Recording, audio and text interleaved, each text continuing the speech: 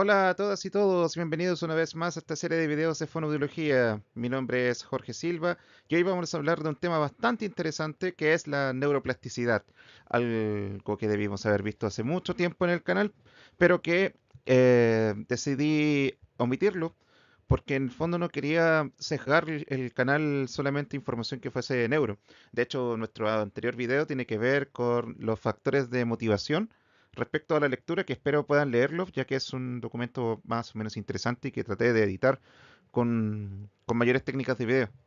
Eh, pero bueno, la neuroplasticidad fue un tema bastante pendiente. No todos los fonoaudiólogos lo conocen a cabalidad, a pesar de haber pasado mucho neuro. No se saben los principios de neuroplasticidad y eso es preocupante.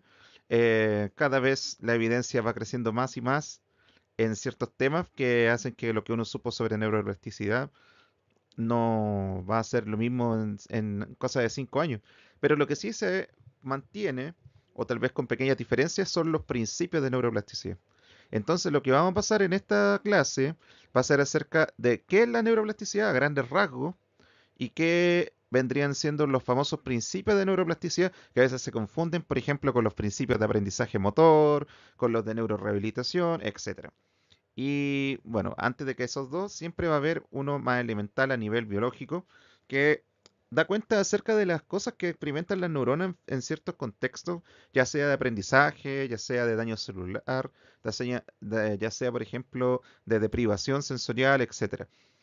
Como pasa, por ejemplo, en aquellas personas que experimentan un proceso de deterioro progresivo a nivel temporal, la fase progresiva primaria, por ejemplo, o aquellos que estuvieron 2 años sin poder escuchar nada, como puede ser el caso de los niños a los cuales se les hace se les implementa un dispositivo, un implante coclear principalmente. Bueno, los procesos que subyacen a esa rehabilitación o habilitación se pueden explicar bastante bien con la neuroplasticidad. Bien, por lo tanto, la neuroplasticidad es muy importante para todas las disciplinas de rehabilitación, ya sea fonoaudiología, kinesiología, terapia ocupacional, neuropsicología, psicología cognitivo-conductual, psicología educativa, psicopedagogía, educación diferencial, fisiatría, neurología, neuropsiquiatría, psiquiatría o cualquier otra que tenga que ver con el cerebro, en cierto modo, incluso aspectos más bioquímicos, aspectos nutricionales, etcétera, el ejercicio, educación física, la neuroplasticidad está en todo, y es bueno comenzar a entenderla al menos a grandes rasgos. Lo primero que quieren mencionar acá entonces de la neuroplasticidad es que la neuroplasticidad es un proceso que implica cambios estructurales, o sea, que tienen que ver con la forma del cerebro, y funcionales, que tienen que ver con cómo se ejerce la conducta. Bien, y qué funciones van a establecerse en el cerebro a nivel tanto de arriba hacia abajo, o sea, top-down, como a nivel bottom-up, al momento de recibir información del exterior. Bien, todo eso se hace con un fin, para que lo podamos entender, adaptativo. La persona se adapta a las situaciones o adapta según la conveniencia ciertos aspectos, como puede ser, por ejemplo, en los deportes. Es también una capacidad. Permite cambiar la actividad cerebral en respuesta a un estímulo y muchas veces la neuroplasticidad nos va a permitir ejecutar nuevas tareas, sobre todo aquellas que son novedosas y que requieren de nuestra atención, como puede ser, por ejemplo, cuando estemos pagando un artículo al momento de comprar y queramos llevar nuestras manos para poder sacar una moneda o un billete y este está atorado y tenemos que esforzarnos más, poniendo en cuenta que también tenemos que poner atención a la vendedora o el vendedor, tenemos que poner atención a que no nos vean mientras estamos sacando dinero. Bien, son muchas cosas. Esa capacidad adaptativa es lo que permite, en el fondo, que nuestro cerebro sea, evolutivamente hablando, una bendición. Bien, el problema está cuando ocurre ciertos aspectos que ya mencioné antes que tienen que ver principalmente con el daño, con la lesión cerebral. Acá es donde el cerebro se reorganiza. Su estructura, funciones o conexiones van a poder reorganizarse después de una lesión, pero gran parte de esa reorganización tiene consecuencias que van a poder ser negativas, neutras o positivas.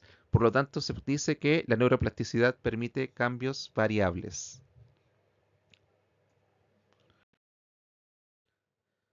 Los mecanismos entonces que explican o son los principales en neuroplasticidad van a ser principalmente dos. La regeneración neuronal o brote colateral y la reorganización funcional. En la regeneración neuronal, esto es muy a grandes rasgos, es la capacidad de realizar cambios duraderos dependientes de la experiencia, sirviéndose de las conexiones neuronales. En cambio, en la reorganización funcional no va a haber neurogénesis, ¿me entienden? Sino que van a haber cambios que ocurren en respuesta al daño cerebral con los recursos que actualmente se conservan, que pueden a veces ser bastante grandes o especiales y en otros casos muy limitados. Bien, dentro de todos esos procesos de reorganización está la equipotencialidad y la diásquisis, la famosa diásquisis, que van a ver que como el nombre va a sonar malo. Pero ¿por qué? Ahí lo vamos a explicar. Bueno, hablar de neuroplasticidad es hablar también de un proceso que cambia con el tiempo, es evolutivo. Y conforme pasa el tiempo existen al menos tres grandes ventanas de tiempo. La primera es que en las primeras 48 horas va a haber una acumulación de muerte celular, que en este caso vendrían siendo células, tanto neuronas como células de sostén o glías, para entenderlo de la forma más fácil. Se pierden ciertas vías corticales, se pierde cierta conexión asociada con las neuronas perdidas. El cerebro entonces intenta utilizar las redes secundarias. Bien, aquí hay un tema con la traducción automática. Se refiere a aquellas redes que por lo general podíamos usar en casos de emergencia, cuando hay una sobrecarga de información, por ejemplo en la memoria de trabajo, y pasábamos a depender de otras redes para poder suplir eso, no siempre con mucha eficiencia. Bueno, a eso se entiende. Pero ahora en vez de ocupar la vía alternativa, vamos a tener que convertir la vía alternativa en la vía principal durante mucho tiempo. Y dentro de ese cambio de asfaltar la callecita de tierra, vamos a depositar mucho material que probablemente nos hará falta para otro tipo de conexiones que son parte de nuestra adaptación al medio de la vida diaria. Y ahí es donde ocurren esos fenómenos que les mencionamos después. O sea, antes, perdón. Las siguientes semanas va a ocurrir una magia. El reclutamiento de las células de soporte va a comenzar y las vías corticales cambian de inhibidoras a excitatorias. Van a empezar a crearse nuevas conexiones, la plasticidad sináptica, y estas nuevas conexiones que le hablé comienzan acá. Puede que en algún momento incluso pueda ocurrir neurogénesis. Bien, no todas las mismas situaciones van a poder darse.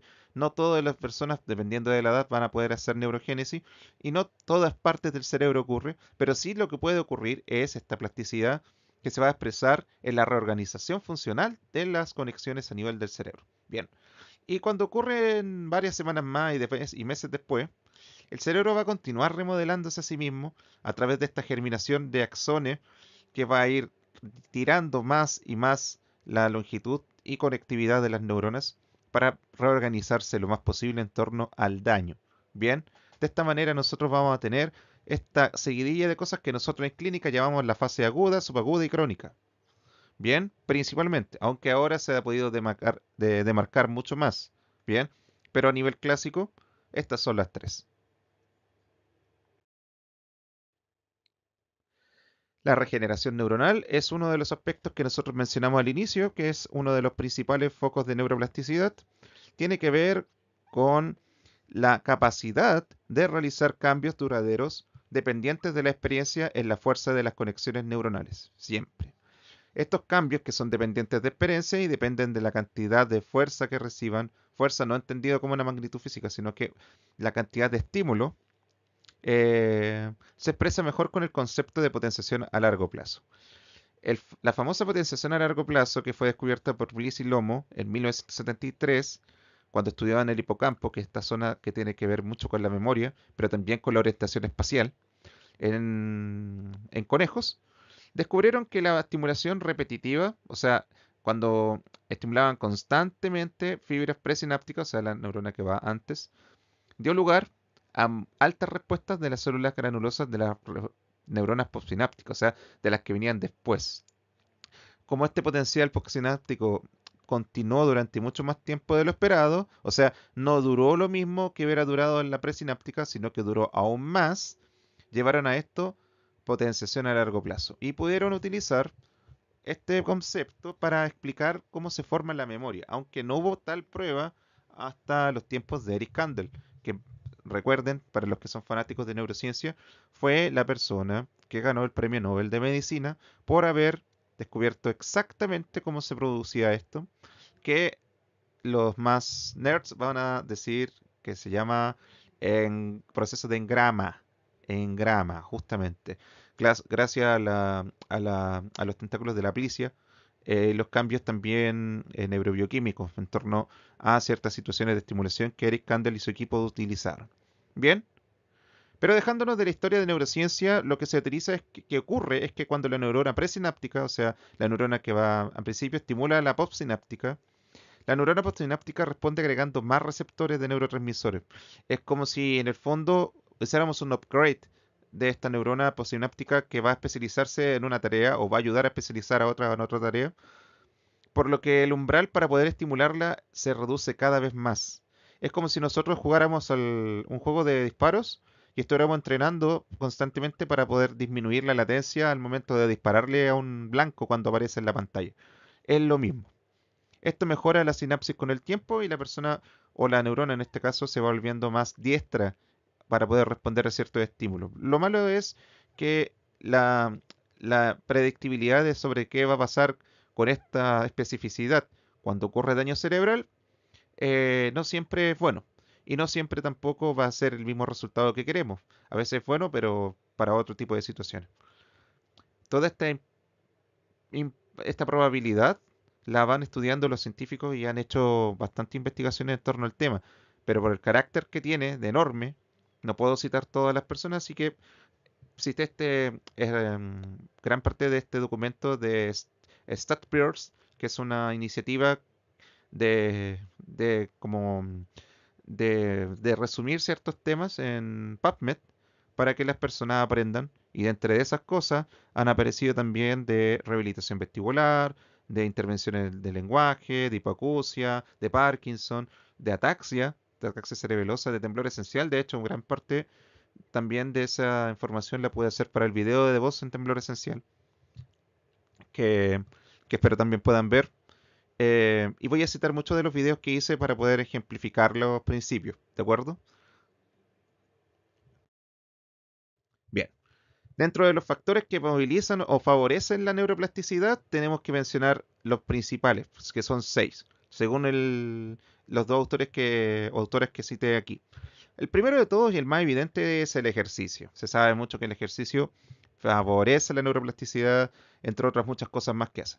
El entorno. Entornos favorecedores que disminuyen el nivel de estrés van a ayudar a una mayor potencialización del aprendizaje o a favorecer ciertos aprendizajes en desmedro de otros. Por ejemplo, las investigaciones, no sé si ustedes se acuerdan de Robert Sapolsky, un primatólogo que estudia el estrés en los macacos y en muchos otros monos, porque es primatólogo.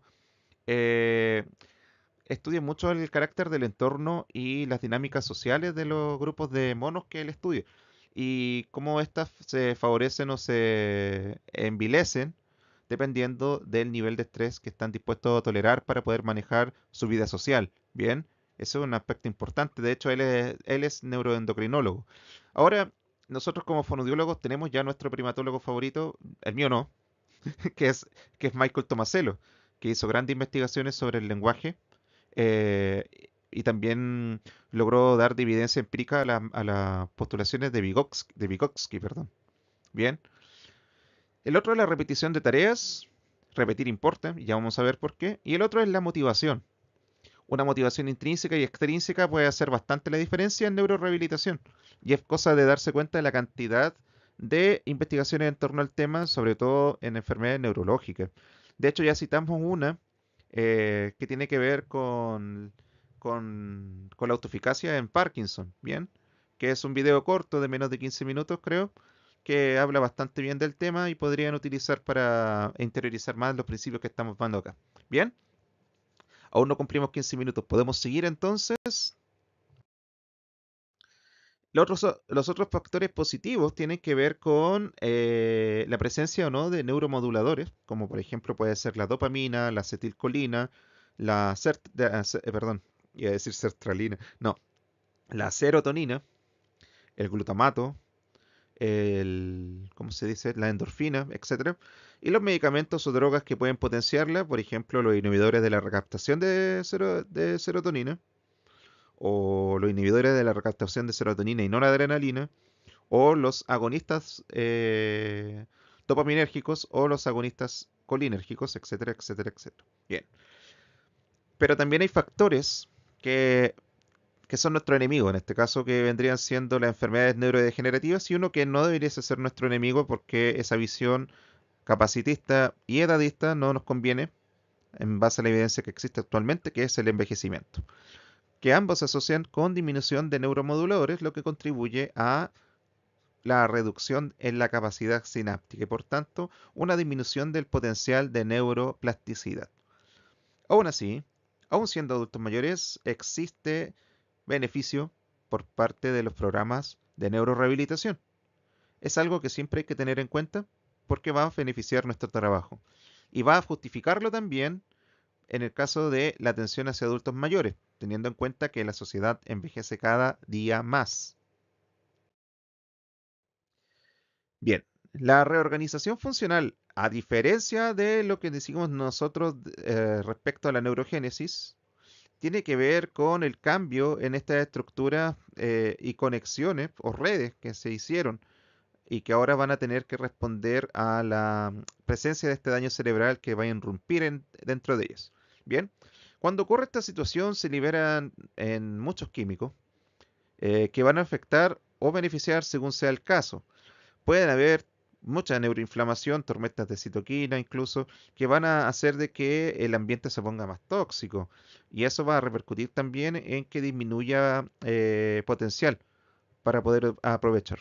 Por el contrario, puede que se liberen ciertos factores que favorezcan la aparición de nuevas redes, pero no son nada sin recibir apoyo externo, o sea, entrenamiento. Bien. Y otras van a defender del tipo de estímulo, podrían comportarse de una manera u otra, son bastante caprichosas. Bien, esos procesos se llaman equipotencialidad, bicariación y diásquisis.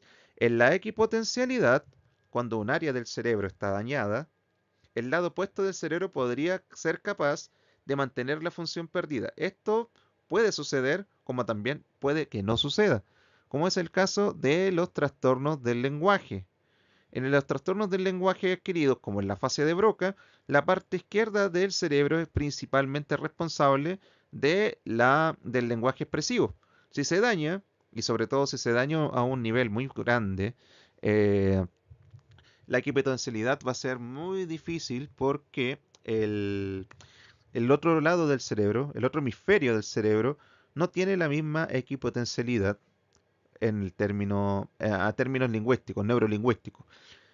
Sin embargo, puede pasar que ciertas personas, por ejemplo los que aprendieron idiomas y tienen L2, L3, etcétera, podrían tener algo de equipotencialidad y amortizar el impacto de la fascia y aprovechar esto que se conservó, que no se dañó, para restablecer la función del lenguaje mejor o mucho mejor que una persona que no era bilingüe o multilingüe.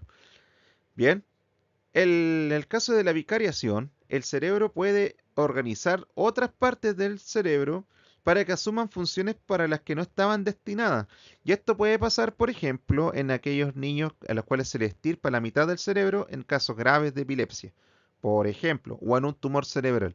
Y van a ver que de a poco, además de que se llena de líquido encefaloespinal, partes del cerebro que no tenían supuestamente que ver con esto se hiperespecializan y adquieren funciones que debiesen haber tenido del hemisferio faltante. Bien, ese proceso se llama vicariación. Ahora, la parte mala del asunto es que, como es la probabilidad de siempre hay algo bueno y malo, también puede haber efectos negativos. Cuando ocurre un daño a una parte del cerebro que cause pérdida de función en otra área por haber afectado una vía o una red o un nodo, estamos hablando de diásquisis. La diásquisis entonces va a impedir que esta función que estamos tratando de recobrar se recobre fácilmente o va a provocar que perdamos una función adicional a la que teníamos en algún momento. Puede haber diáquisis, por ejemplo, en casos de pérdida de audición. La persona no solamente va a escuchar menos, sino que también va a perder habilidades auditivas. Bien, ese es un ejemplo de diáquisis. Eh, Otro ejemplo de vicariación podría ser, en este caso, las personas que tienen epilepsia y el cerebro, muy malditamente, se reorganiza para hacer que los focos epilépticos sean cada vez más eficientes. Qué mal. Pero ocurre, y eso es una vicariación, pero negativa. Podría ser considerada una diáquisis si consideramos que esa zona que se especializó para hacer que los focos epilépticos sean más eficientes o que provoquen convulsiones más fácilmente. Si perdió una función, sí. Si no perdió la función, se considera vicariación. Y en el caso de la equipotencialidad, puede pasar, sobre todo en aspectos que tienen que ver con lo semántico, que en algunas personas cierta categoría semántica que tiene que ver con gestos se puedan suplir perfectamente con el hemisferio que no fue dañado. Bien, no siempre pasa, porque hay algunos mapas semánticos en el cerebro que dependen del izquierdo todavía, no del derecho, pero depende. Todo puede tener cierta equipotencialidad. De hecho, también se ha visto esta equipotencialidad en ciertos casos neuropsicológicos que vamos a ver más adelante conforme avancemos con la diapositiva. Bien, las implicaciones que van a tener para la rehabilitación después del daño cerebral son bastantes, pero los que se llevan el premio por la cantidad de citas son Klein y Jones, que van a hablar acerca de los principios de neuroplasticidad, que vamos a ver que son 10 y que debemos aprender prácticamente de memoria. Bien, el aprendizaje es entonces un componente esencial de la adaptación cerebral al daño cerebral, incluso cuando no haya un aparente trabajo de rehabilitación, porque ya de por sí se reorganiza, echa a andar ciertos mecanismos. Y una de las consecuencias conductuales más comprobadas del daño cerebral es que las personas desarrollan estrategias conductuales compensatorias para realizar actividades cotidianas en presencia de la pérdida de una función. Y esto puede ocurrir con o sin estimulación. Aunque la calidad, la durabilidad y otros aspectos que vamos a ver no siempre van a ser las mismas dependiendo si hubo o no estimulación de, o entrenamiento. Bien. Lo que hace la rehabilitación entonces es impulsar esta reorganización compensatoria, le da un orden, no la vuelve anárquica, al contrario, la dirige. Puede promover su recuperación, pero también puede provocar lo opuesto. Va a depender mucho de lo que nosotros sepamos en torno al tema. Hay algunas conductas que en vez de ayudar perjudican. Bien, una de esas cosas tiene que ver, por ejemplo, con los ejercicios de compensación de movimiento en el lado sano en hemiparesia. Antiguamente se pensaba que había que favorecer el movimiento compensatorio porque la visión era que nuestro lado faltante nos iba a ayudar. Ahora se sabe que eso es perjudicial. Se restringe el movimiento en el lado sano para que haya mayor oportunidad y activación conductual del lado que está afectado y así favorezca más rápidamente y eficientemente su neuroplasticidad para poder efectuar esta, esta, estas estrategias conductuales compensatorias. O sea, perdón, esta estrategia de adaptación cerebral. Bien, por eso es bueno considerar todos los procesos neurobiológicos post daño cerebral. De esa manera vamos a ver exactamente cómo rehabilitar a nuestro usuario o usuaria. Bien, llegamos a la guinda de la torta, que es lo que nosotros vamos a aprender, los cuales son principios de neurorehabilitación. Lo hemos oído en muchos lados, muchas veces con nombres que no son compatibles entre sí. Ya basta de decir entonces que es lo mismo que los principios de aprendizaje motor, porque de hecho hay muchas teorías de aprendizaje motor y no todas convergen con lo que estamos hablando, aunque se parecen bastante.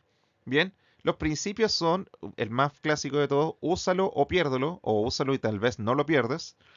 2, úsalo y mejóralo. 3, la especificidad. 4, la repetición importa. 5. La intensidad importa. 6.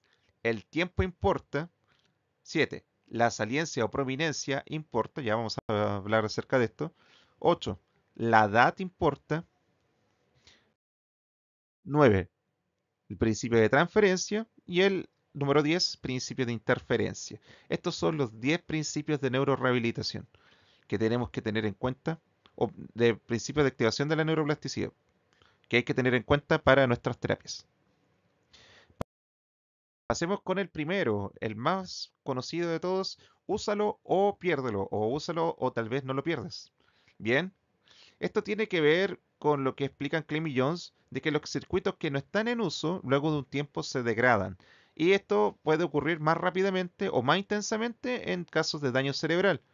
La deprivación sensorial, por ejemplo, no resulta en pérdida total de las funciones. En el caso, por ejemplo, de los niños que no fueron expuestos al lenguaje cuando bebés, sino que más bien en reasignación de ese territorio cortical para otra cosa que ya estaba siendo estimulada, como puede pasar, por ejemplo, con los niños salvajes. Bien, casos bastante enternecedores en la literatura, sobre todo en la lingüística aplicada. Bien, y la privación de una modalidad sensorial, por ejemplo, puede hacer que su área cortical correspondiente sea asumida al menos parcialmente por otra modalidad, como pasa, por ejemplo, en las personas ciegas que comienzan a desarrollar mejores habilidades auditivas, o se les enseña a reconocer ciertas habilidades auditivas que les va a favorecer moverse, por ejemplo, con un bastón especial, con un sonido especial, y en contextos de supervivencia. ¿Ok? Ahora les voy a hablar acerca de los ejemplos de úsalo piérdelo en fonoaudiología o en ciencia de rehabilitación en general. Es uno de los fundamentos de las terapias de restricción. En las terapias de restricción de movimiento que pueden hacer, por ejemplo, kinesiología, terapia ocupacional, en la terapia de restricción o de intensividad en afasias, que ya vamos a hablar de ella, y en otras más. Bien, el úsalo o piérdelo tiene que ver también con la especificidad, ya vamos a hablar más adelante de ella. Y otro ejemplo es en la tasa de éxito según la edad en la implementación de un implante coclear. No es lo mismo implementar a un niño de un año que a un adulto de 84 años, que hay casos en la literatura al respecto, o a un niño de 6 años. La cantidad eh, de ventana que existe entre 4 años de edad es bastante grande respecto a la ganancia que vamos a obtener de la comprensión auditiva si implementamos antes o después el implante. Bien. También ocurren a nivel cortical con los efectos de la ceguera congénita versus tardía. Las personas que nacen ciegos van a tener ciertos cambios cerebrales que no van a tener aquellas personas ciegas tardías. Bien, lo vamos a explicar después cuando citemos los estudios que hablan al respecto. Úsalo y mejóralo. Es el mismo principio, pero tratando de explicar que mientras más uses una función, más útil, más eh, especializada va a quedar. La plasticidad entonces puede ser inducida dentro de regiones específicas a través de un entrenamiento prolongado. Y las mejoras en el rendimiento sensorial y motor provocadas por el entrenamiento de habilidades van acompañadas de una profunda plasticidad dentro del eje cerebral. Siempre va a haber un cambio a nivel de cerebro cuando estamos entrenando constantemente. Y una cantidad importante de investigaciones indica que la experiencia conductual puede mejorar el rendimiento conductual y optimizar la plasticidad cerebral después del daño. Esto es una justificación para nuestro trabajo como rehabilitadores o rehabilitadoras. Bien, ejemplos. En el entrenamiento de habilidades auditivas para adultos mayores con hipoacusia. O sea, no solamente le implementa el audífono, sino que también entrena su capacidad, o sea, su percepción o habilidad auditiva para que aproveche de potenciar por otra vía la comprensión auditiva. Bien. O sea, no solo va a depender de su audición como tal, sino que de ciertas habilidades que van a tener que ver, por ejemplo, con escuchar eh, en entornos ruidosos o hacer cierre auditivo o escucha dicótica, etcétera, etcétera. Bien, todo eso es un potenciamiento de las habilidades que ya están existentes para mejorarlas. Bien, en pos de un propósito. La otra tiene que ver con la rehabilitación vestibular, que desgraciadamente nunca hemos hablado de la rehabilitación vestibular, salvo en el video de ataxia. En casos que no tienen que ver con vértigo. Muchas veces nosotros nos dejamos llevar y creemos que la rehabilitación vestibular solamente ocurre en neuritis vestibular, en vértigo posicional paroxístico benigno, en paresias vestibulares, incluso, aunque no con mucho éxito, en la enfermedad de Meniere, pero nunca se nos ocurre ver si existe beneficios de la terapia de rehabilitación vestibular, por ejemplo, en el caso de caída en adultos mayores, en Alzheimer, hay evidencia en Parkinson, hay evidencia en esclerosis múltiple, incluso hay evidencia en fibromialgia, en la incidencia de los síntomas dolorosos de fibromialgia. ¿Qué tendrá que ver la rehabilitación vestibular? Bueno, la integración sensorial dice bastante. Bueno, también en déficit atencional, Valeria Isaac, por ejemplo, hizo un estudio bastante interesante al respecto. Existe también, úsalo y mejóralo en los casos de síndrome de Down, donde la terapia fonoaudiológica, perdón, los hizo rendir mejor que compañeros neurotípicos que no recibieron la terapia. En ese caso, ustedes se van a dar cuenta que ese principio se cumple a cabalidad. La especificidad tiene que ver con que nuestros ejercicios, dependiendo de la patología o de la dificultad o trastorno, sean específicos para lo que se está trabajando o está careciéndose de ello. Por lo tanto, para poder lograr ciertos cambios significativos en los patrones de conectividad neural, nuestras intervenciones tienen que ser lo más parecidas y específicas posible a lo que estamos tratando de rehabilitar. De manera similar, en el caso de los pacientes humanos que fueron entrenados, en el ejemplo, para realizar movimientos de tobillo, tuvieron mayor excitabilidad córtico-espinal que los que fueron entrenados para repetir movimientos no hábiles, o sea, movimientos generales. Bien, por lo tanto, la especificidad importa. Un ejemplo enorme de esto tiene que ver con, por ejemplo, la terapia Lee Silverman para voz en Parkinson y en otras patologías neurológicas versus aplicarles terapias tradicionales de voz que no tienen en cuenta la intensidad o nada de lo que esté bajo en Parkinson. Como ciertos colegas que no vamos a decir que utilizan tracto vocal semiocluido para todo, para cualquier patología vocal, sin importar que sea de origen funcional o de origen neurológico, como si fuesen praxia. Y lo peor de todo es que les dicen que son basadas en la evidencia, pero la evidencia para el TBSO es concreta para ciertas patologías, no para todas las patologías vocales. Bien, otro ejemplo de especificidad tiene que ver con la diferencia de resultados entre las terapias de voz y de habla en ataxia.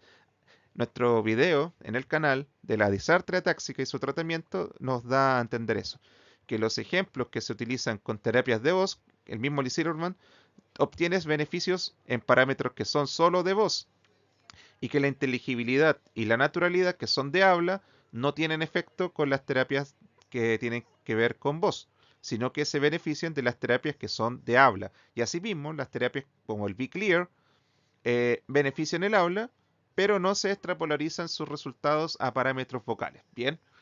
O en el caso de la deglución, que ha habido mucha polémica en torno a revisiones sistemáticas que están dando que hablar de que estos entrenamientos, como el Shakir u otro tipo de maniobras, no tendrían la efectividad que realmente se pensaba que tenía porque la forma de trabajarlas es a través de métodos indirectos, porque no vamos a trabajar con comida tragándose en pacientes con disfagias severas, no vamos a querer meternos en un gran lío a nivel bioético y a nivel de iatrogenia, por lo que se está comenzando a trabajar más controladamente con estímulos de verdad, o sea, de manera directa, con bolos alimenticios. Bien, entonces existe una diferencia cuando trabajamos deglución con comida versus sin ella, ¿de acuerdo? O cuando trabajamos con comida que no fue modificada reológicamente hablando, que no es una papilla, por ejemplo, versus um, bolos que fueron preparados según parámetros como el del MECV de clave o por ejemplo el IDDLS, o sea, el nuevo parámetro que está ahora para la clasificación de las texturas y de la viscosidad en alimentos. Bien, la repetición importa. Este es otro principio de neurorehabilitación que nosotros tenemos que tener. El simple hecho de involucrar un circuito neuronal en la tarea no va a ser suficiente. O sea, no solamente la intensidad o la especificidad van a tener que ver, sino que también la cantidad constante de repeticiones que hagamos. Algunas formas de plasticidad requieren no solo la aplicación de una habilidad, sino también la ejecución prolongada de esta habilidad a lo largo del tiempo. La repetición puede ser necesaria para obtener un nivel de mejoría y organización cerebral suficiente para que el paciente continúe utilizando la función afectada fuera de la terapia. O sea, para generalizarla. Y para mantener y obtener más ganancias funcionales. Bien, ejemplos donde la repetición importa, la terapia de REST, que es una terapia para praxis del habla con evidencia científica, depende mucho de la repetición, pero de repetir palabras y sobre todo pseudopalabras, y se basa en la repetición. Otra terapia, pero en deglución, es el entrenamiento con degluciones múltiples, eh, o sea, tipos de degluciones que tienen que ser múltiples, pero también la prueba de degluciones rápidas sucesivas, que es una prueba que se utiliza para evaluar el estado de la deglución a nivel esofágico. Bien, de la perístasis esofágica también, y de los pacientes que tienen acalasia. Si ustedes saben, ese aspecto lo veis bastante en en el video de disfagia en enfermedades de Chagas, para que lo vean también. Otro punto tiene que ver con la imitación, como pasa, por ejemplo, con el modelado manduriano. O sea, nosotros pedimos a la persona que observe a otra persona y la imite, o sea, que repita lo que la otra persona hizo. Esto puede usarse mucho en entrenamiento que tiene que ver con el modelado, incluidos los que tienen que ver con ABA, o en el video modelado, que también es una técnica especial. Bien. Y otro aspecto que tiene que ver con estos principios es que la intensidad importa. Además de la repetición, la intensidad de la estimulación del canal de entrenamiento afecta a la inducción, o del canal, perdón, afecta a la inducción, perdón, de la plasticidad neuronal. O sea, podemos tener una terapia que puede ser una vez a la semana y no vamos a ver ningún cambio. Necesitamos que sea intensa. Necesitamos ver que al menos 2 o 3 sesiones semanales permitan ver cambios mucho más duraderos y significativos y generalizables dependiendo del tipo de terapia. Pero un posible efecto secundario negativo de la intensidad del entrenamiento después de un daño cerebral es que es posible que se utilice en exceso este asunto de una manera que va a empeorar la función. Entonces esto parece requerir tanto una cantidad extrema de uso, o sea, si va a suceder algo malo, tendría que ser una cantidad muy grande de entrenamiento, eh, que ocurre en un periodo vulnerable del tiempo que ocurre después del daño cerebral. A esto nosotros lo conocemos como sobreentrenamiento. Bien, o sea, la intensidad importa, pero cuídate de no tratar de no sobreentrenar a perdón, a tu usuario o usuaria. Bien, ejemplos donde la intensidad importa. Bien, en la terapia de Lee Silverman para vos, la que es normal, porque hay una versión X que es 2 sesiones nomás, pero por 2 meses.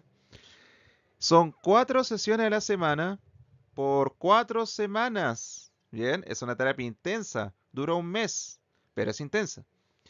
Otra terapia ya más conductual, que ya esto tiene que ver con los analistas de conducta, es el Incredible Years, una de las mejores terapias para intervenir trastornos de conducta, incluido el trastorno posicionista desafiante, que son hasta 22 semanas por 2 horas de práctica semanal. 22 semanas de tratamiento. Bien. Y en la terapia de restricción inducida en afasia, que es la que le estaba hablando, de donde nosotros solo podemos usar lenguaje y no gestos u otro tipo de sistemas de comunicación aumentativos o alternativos, son 2 horas de sesión por 5 días a la semana, por 4 semanas. Es intensivísima. Incluso se ha visto que mientras más horas practiques, quizás aún puedes ganar un poquitito más de desempeño después. Pero eso ya lo vamos a discutir cuando hagamos algún día un video acerca de este tipo de tratamiento para la fascia. ¿De acuerdo?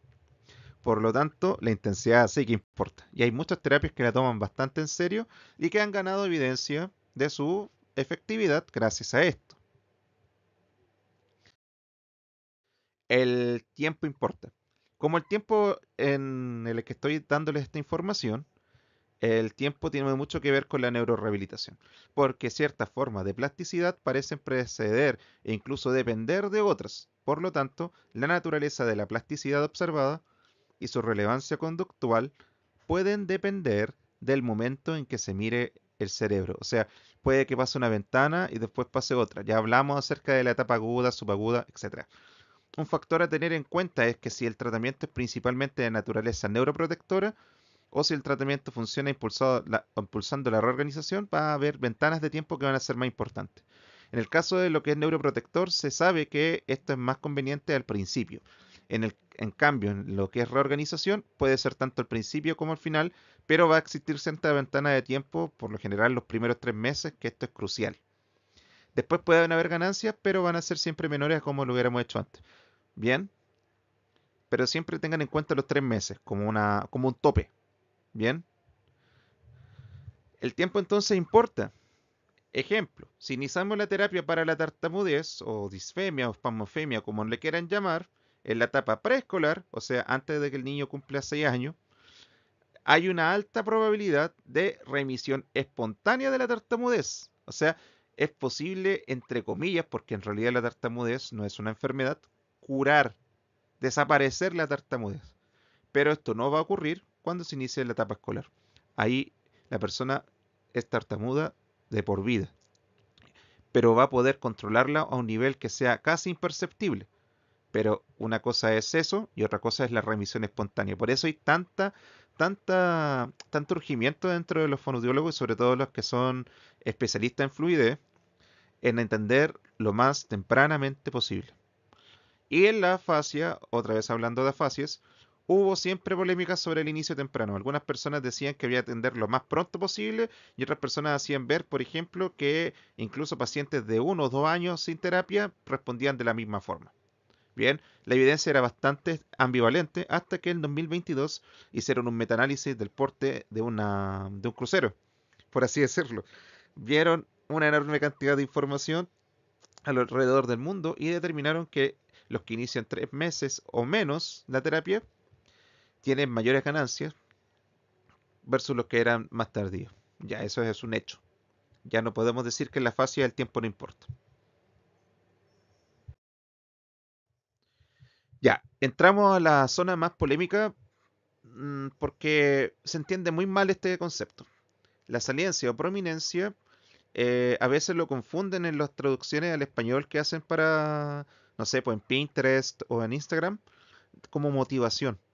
Como que la motivación importa. Es cierto que la motivación importa, pero es un asunto transversal a los principios. Como que está ahí definido, ecológicamente hablando, rodea los principios. Pero la saliencia es algo específico. Bien, nosotros le llamamos, o sea, los gringos le llaman saliencia, la literatura anglosajona llama saliencia o salience a la prominencia, a lo que es llamativo. Para que un organismo funcione eficazmente, debe existir un sistema que va a ponderar su importancia de cualquier experiencia dada, de modo que sea susceptible de ser codificada. Esto se responde bastante a los mecanismos ontogénicos que le llamamos nosotros, o filogenéticos que le llaman también, y que por acción de la evolución favorecen ciertos reconocimientos que tienen que ver con aspectos ambientales de la supervivencia, de la adaptación al medio. Bien, como es el caso, por ejemplo, del reconocimiento de ciertos colores que indican peligro o que indican presencia de comida, etcétera, etcétera. La investigación que utiliza los tonos auditivos, por ejemplo, como condicionamiento clásico, ha hecho evidencia de que tal sistema ha demostrado que la plasticidad dentro de la corteza auditiva depende de la proveniencia de la experiencia, o sea, el carácter llamativo del estímulo importa. Y el sistema principalmente responsable de esto es el colinérgico, ¿bien? Las personas que toman anticolinérgicos disminuyen la eficacia de ese sistema de saliencia o red de saliencia, como la red neuronal por efecto o el circuito frontoestratal, etcétera. Existe esta red de saliencia que es insular que hablamos de ella en el video de babeo en Parkinson, porque el Parkinson afecta mucho a esta red, que está involucrada también en aspectos del procesamiento sensorial y motor de la boca, ¿bien? Y va a desfavorecer el aprendizaje. De hecho, en personas mayores el uso de anticolinérgicos se asocia, aunque no es causal, de demencia, ¿bien? De trastornos neurocognitivos. Por lo tanto, voy a ejemplificar con 3 ejemplos por qué esto importa, ¿bien? ¿Se acuerdan que dentro de todas las habilidades lingüísticas, o sea, de lectoescritura que se aprenden, la primera de ellas, y una muy importante al momento de querer aprender una lengua escrita, es la conciencia de lo impreso?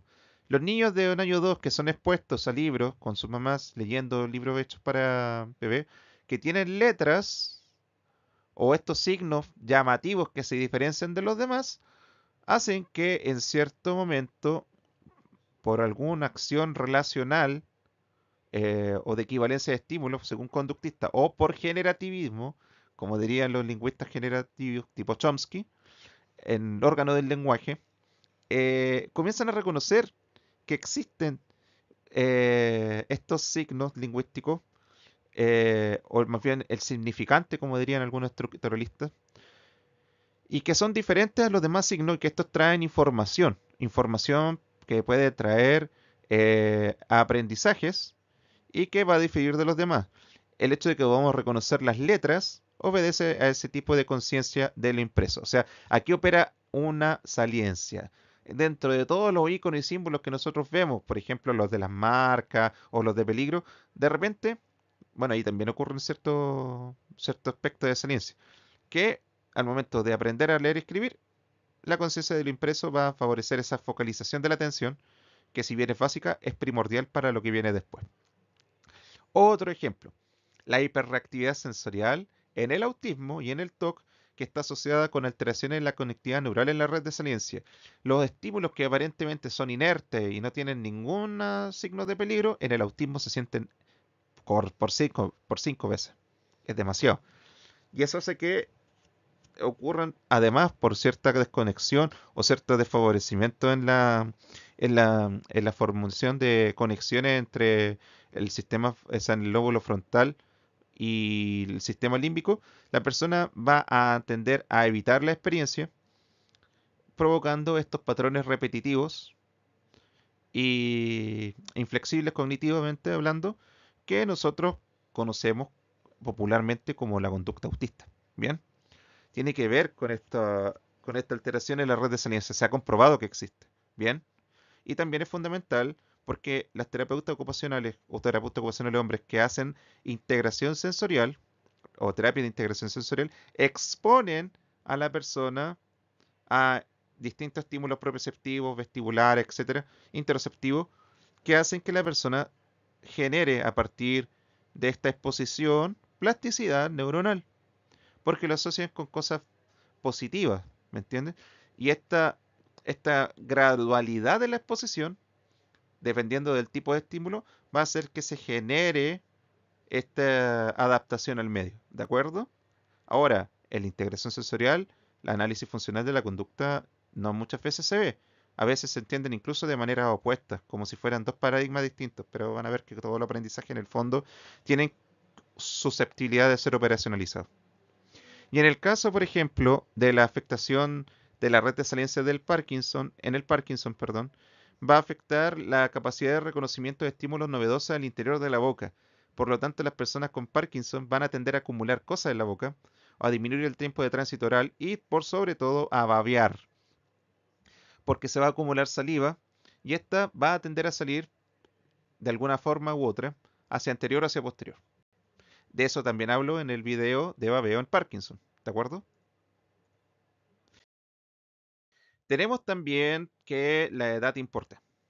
Sí, esto puede parecer bastante evidente, pero existen ciertas excepciones a esta regla o cosas positivas que tienen que ver con la edad. Bien, hay que tomar en cuenta las respuestas neurológicas, sobre todo las neuroplásticas en personas adultas mayores. Siempre van a haber cambios.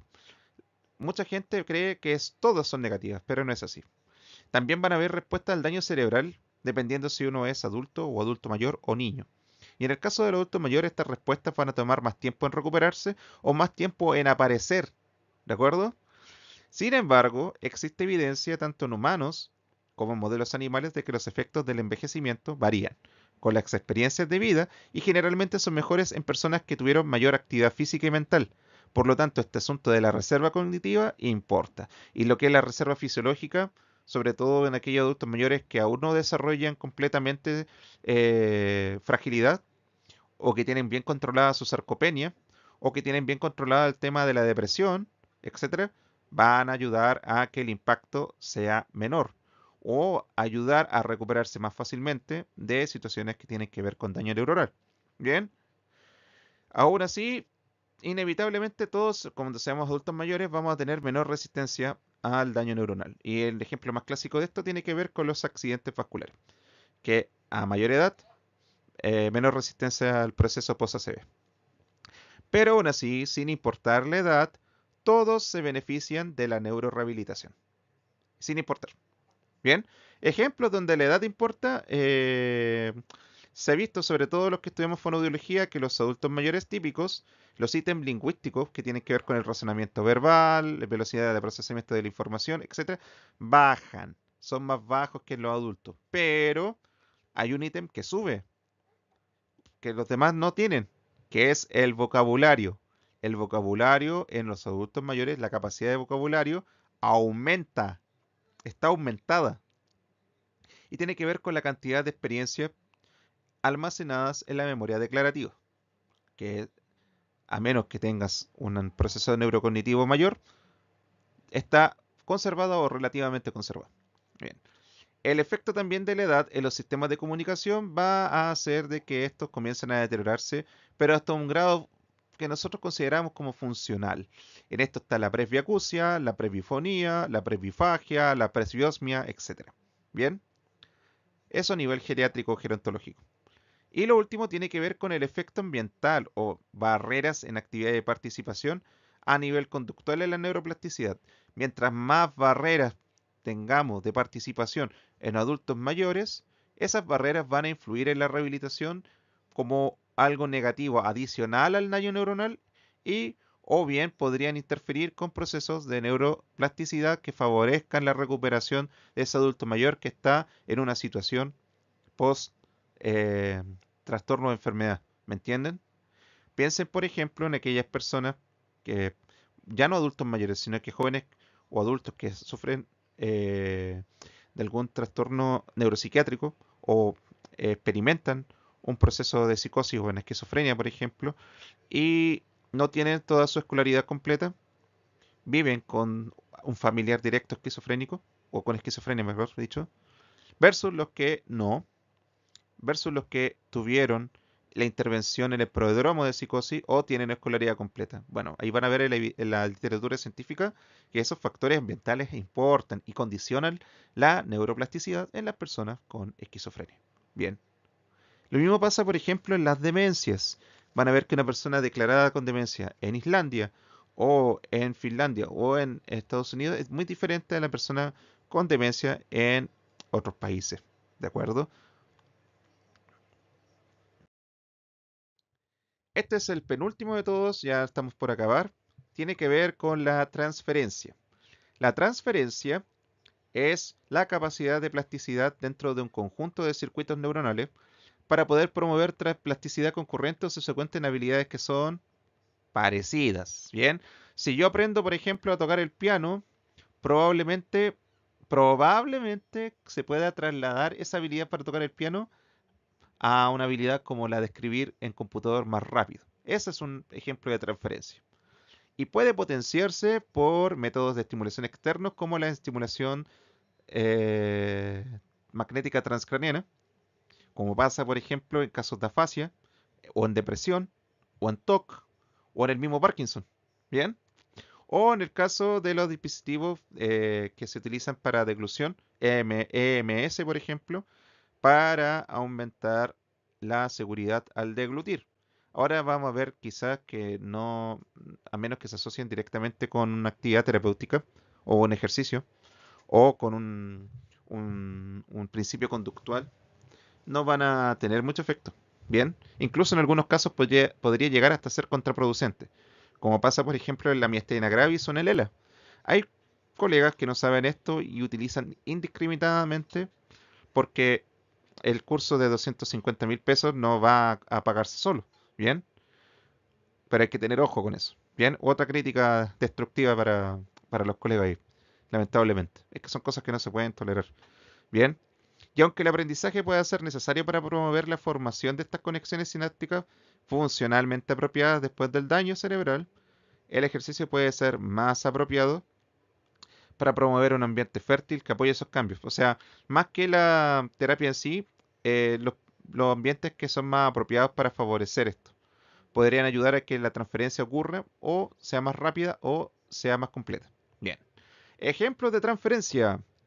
El ejemplo, por ejemplo, del bilingüismo es la recuperación de la afasia. Hablamos antes de esto. Las personas que son bilingües o multilingües tienen una mayor resistencia y una mayor recuperación de los cuadros de afasias. De hecho, es bueno que comiencen a ver el concepto de afasia bilingüe. Se van a dar cuenta de hartas cosas. Otro ejemplo de transferencia, el ejemplo de la terapia de Lee Silverman de voz en Parkinson, que es para voz, pero que indirectamente mejora los índices de disfagia de las personas con Parkinson. O sea, estamos hablando de una terapia de voz que ayuda en la deglución. Esto también ocurre, ojo, con la esclerosis múltiple. Y aparentemente también lo hace con la ataxia. Bien.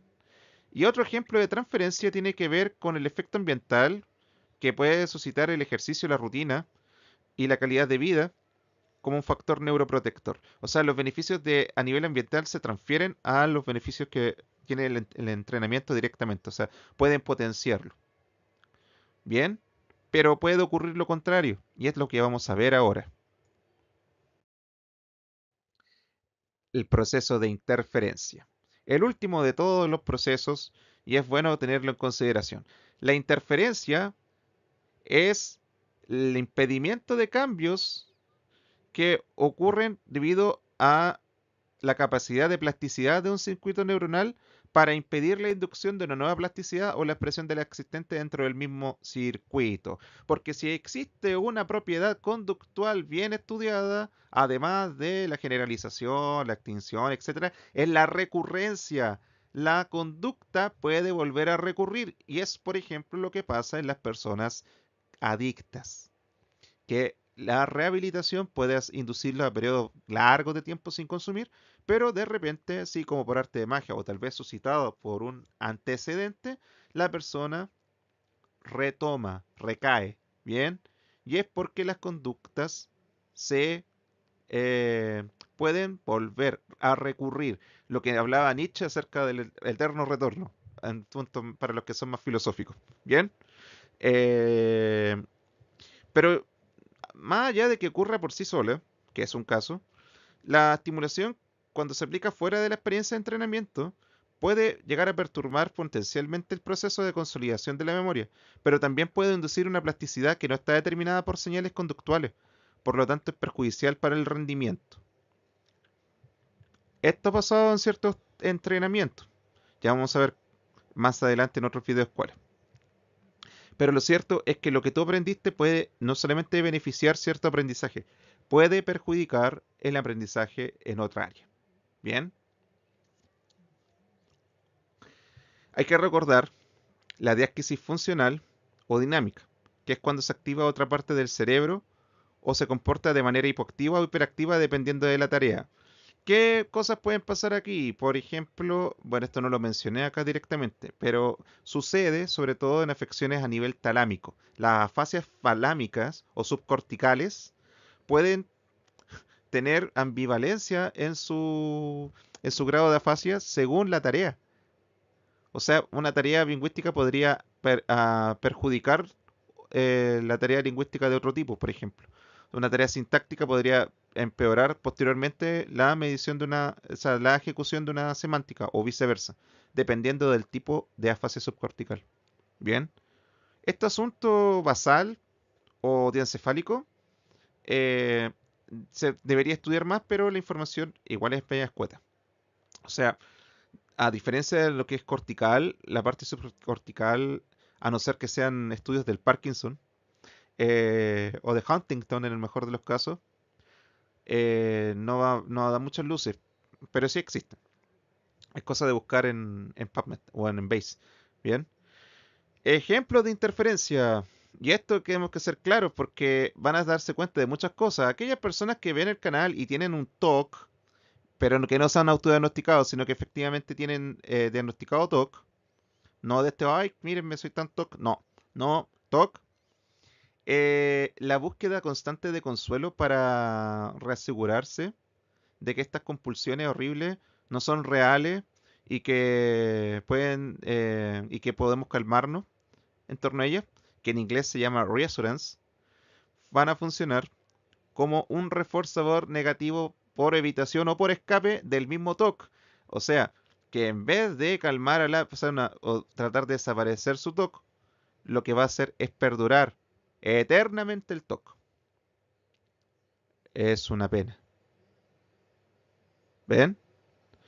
Lo que va a hacer este asunto es que las personas con TOC que buscan recomprobación o reassurance o reaseguración van a perpetuar el TOC porque responden de manera compulsiva a estas obsesiones que los malgastan.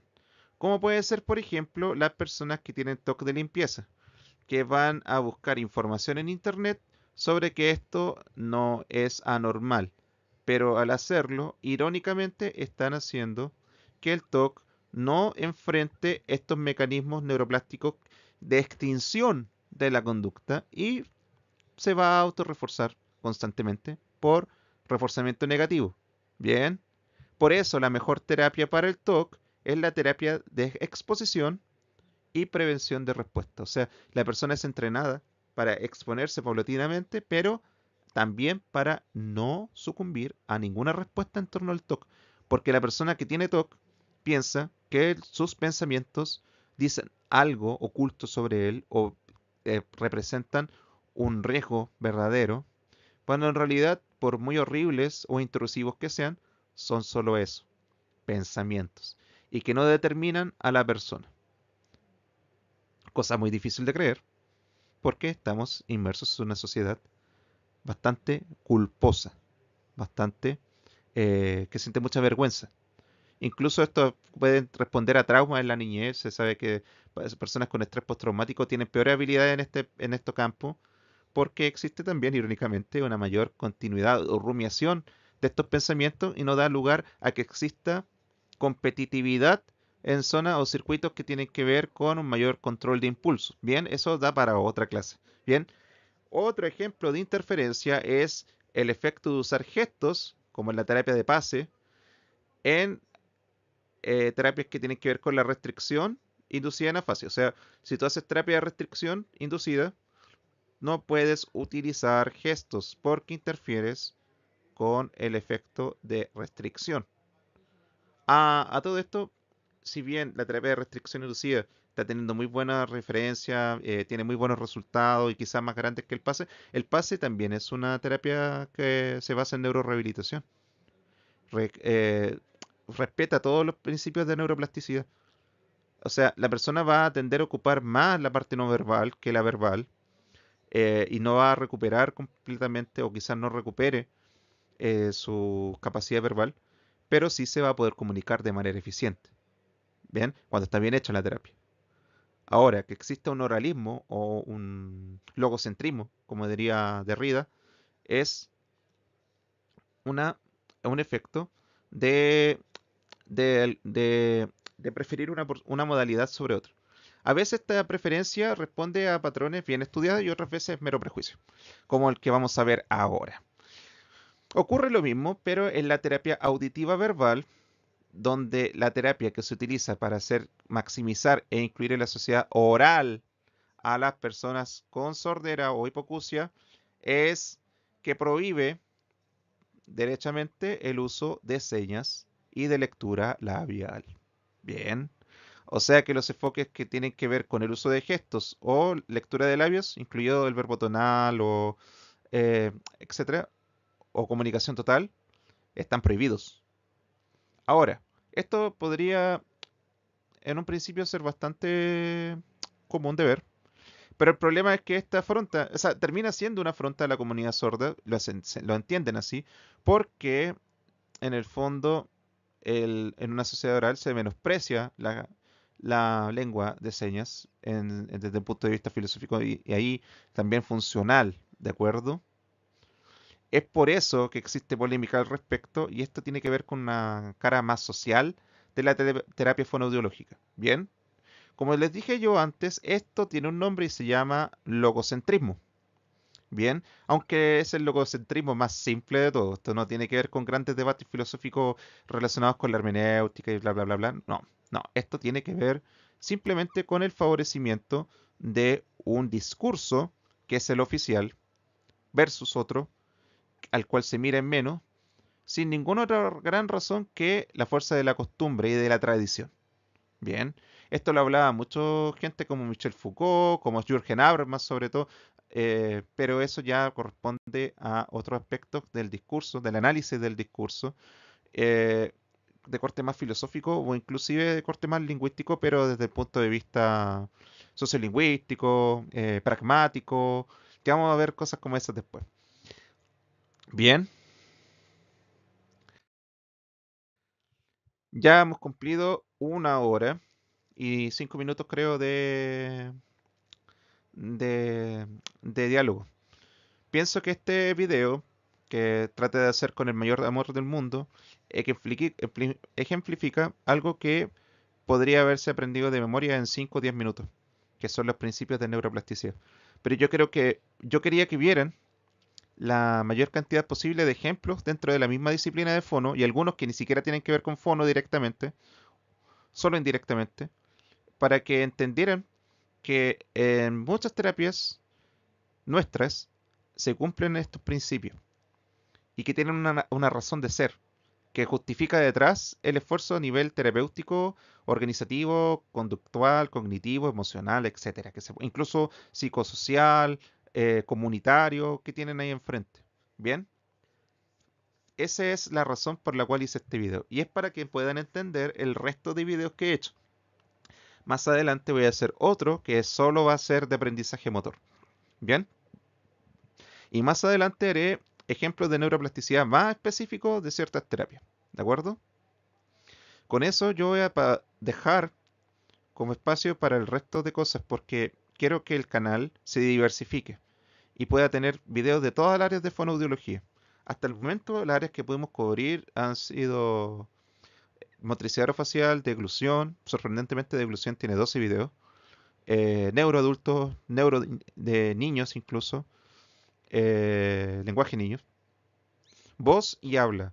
No hemos hablado de audiología, infelizmente. No hemos podido hablar más que solo un video de fluidez de habla, que ni siquiera es de tartamudez, es de farfulleo. No hemos podido hablar de fisuras, no hemos podido hablar de apnea del sueño, no hemos podido hablar de otros casos de bruxismo aparte del Parkinson y disfunción temporomandibular. No hemos podido hablar de otros factores de la electroescritura. No hemos podido hablar de otras terapias o principios en autismo, aunque tenemos preparado uno de narrativas sociales, que va a estar pronto también. No hemos podido hablar de síndrome de Down. O sea, no todo tiene que ser neuro. Yo sé que hay mucha gente que se unió al canal esperando estos videos, así que en base a eso siempre tengo listo un video de Parkinson, un video de, no sé, pues de otro trastorno motor o de algún asunto relacionado con la neurobiología. Pero quiero que sepan que de ahora en adelante el canal se va a diversificar y tratar de hacerlo crecer lo más posible para que lo puedan utilizar profesionales de otras áreas también. Que conozcan de nuestra labor, que sepan que nuestra labor es seria, que estoy tratando de que sea aún más seria de lo que ya es. Tratar de que los profesionales accedan a este conocimiento que es gratuito, que conozcan las referencias y que se eduquen constantemente y se formen constantemente. Eh, Muy al pesar de que esta información muchas veces se obtiene de idiomas como el inglés o el portugués que requieren que la persona estudie más. Pero lo bueno es que en esta época, en esta era de inteligencia artificial, esos pasos cada vez son más comunes de hacer, a veces sin ningún ápice de conocimiento en torno a las lenguas extranjeras. Por lo mismo, mientras ocurre esa circunstancia, yo voy a estar traduciendo y creando estos videos para ustedes. Espero que les sea de mucho agrado. Fue un video largo, aviso también después, para que lo estudien de a poco y puedan dividirlo según el tema que deseen ver. Muchas gracias a todos y todos por ver y espero vernos después para discutir otros temas. Muchas gracias. Chao, chao.